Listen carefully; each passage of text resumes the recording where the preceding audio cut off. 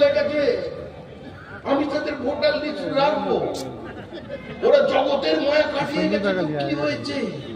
Voter লিস্টের মায়া কাটাতে পারেনি। কারণ সত্যি উপরের মানুষদের একটা টান থাকে ভোটার লিস্টের প্রতি। আমার মা আর বাবা ধরুন চলে গেছেন 18 দিনের ব্যবধানে।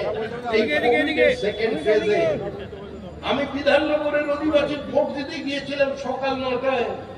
সকাল 9টায় ভোট দিয়ে যখন আমি 6 নম্বর মরুলের পার্টি অফিসে ছিলাম, সারাদিন সেদিন হঠাৎ শুনতে পেলাম যে আমার বাবাও এসেছিল, মাও এসেছিল, হাতে হাত ধরে এসেছিল, বিকেল 4টের সময় ভোট দিয়ে চলে গেছে। আমাদের যিনি শিক্ষামন্ত্রী আছেন, ওই একটু আগে অগ্নিমিত্রা বলছিল এসএসসি দিয়ে যে পুরো গুলিয়ে দেওয়ার চেষ্টা করছে। ওরও যাত্রা দেখেছিলাম, বাবা কেন চাকর না, বাবা চাকর। এতদিন না যাত্রা চলত, ছেলে আসামি, বাবা আসামি, ছেলে জজ। তারপরে আমরা যাত্রা শুনলাম কি যে মা কুমারী মেয়ে চলল শ্বশুর বাড়ি, আজকে সব এসআইআর একাকার হয়ে গেছে। বলছে বাবা ভাড়া পাওয়া যাচ্ছে পশ্চিমবঙ্গে, বাবা ভাড়া। এখন নতুন যাত্রাপালা আসছে, শ্বশুর কেন বাবা।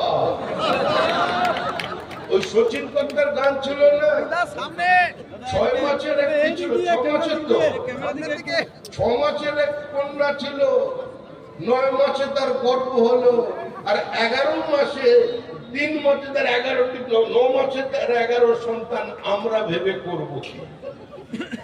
আরে মাত্র 2 বছর আগে 3 ছেলের যে বাবা ছিল, আজকে দেখছি 11 ছেলের বাবা।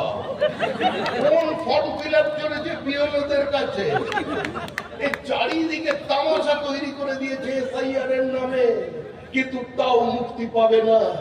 তৃণমূল কংগ্রেস যদি মনে করে থাকে বিএলওদের পার্টি অফিসে বসিয়ে রেখে বিএলওদের দিয়ে ফলস ডকুমেন্ট সিস্টেমে আপলোড করিয়ে দিয়ে পঞ্চায়েত অফিস থেকে গোটা এসআইআর ব্যবস্থাকে প্রভাবিত করে, বিএলএদের ভীত সন্ত্রস্ত করে, বিএলএদের গান পয়েন্টে রেখে মহিলা বিএলওর স্বামীর উপরে প্রাণঘাতী হামলা করে গোটা এসআইআর সিস্টেমকে চেঞ্জ করে দেবেন।